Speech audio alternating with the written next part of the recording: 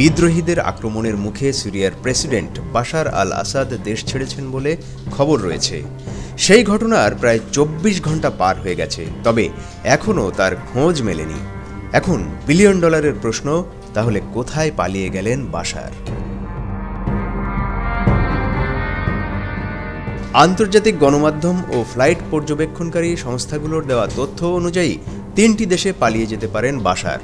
তার মধ্যে রয়েছে ইরান, রাশিয়া ও সংযুক্ত আরব আমিরাতের নাম। এখন কথা হলো, এই ৩ দেশের মধ্যে কোন দেশে গেছেন তিনি?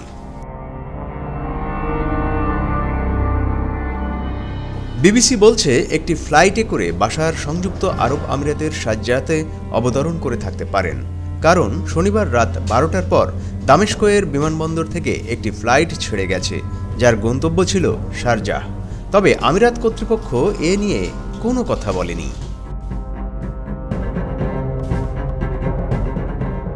অবশ্য ফ্লাইট রাডার 24 নামে ফ্লাইট পর্যবেক্ষণকারী সংস্থাটি বলছে, রাত ৩:৩০টার পর একটি ফ্লাইট দামেস্ক ছেড়ে যায়, যার শেষ গন্তব্য ছিল আমিরাতের দিকে। তবে শেষ পর্যন্ত বিমানটি রাডার থেকে বিচ্ছিন্ন হয়ে যায়।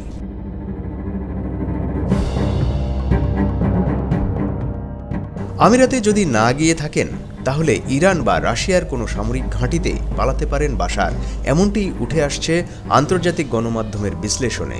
তবে সঠিক কোনো তথ্য এখনও মেলেনি। এদিকে ইরান এবং ইসরায়েলের দুটি গণমাধ্যম বলছে, বাশারকে বহনকারী বিমানটি বিধ্বস্ত হয়ে থাকতে পারে এবং তাতে তার মৃত্যুও হয়ে থাকতে পারে। তবে এ নিয়ে কোনো কর্তৃপক্ষ কোনো কথা বলেনি।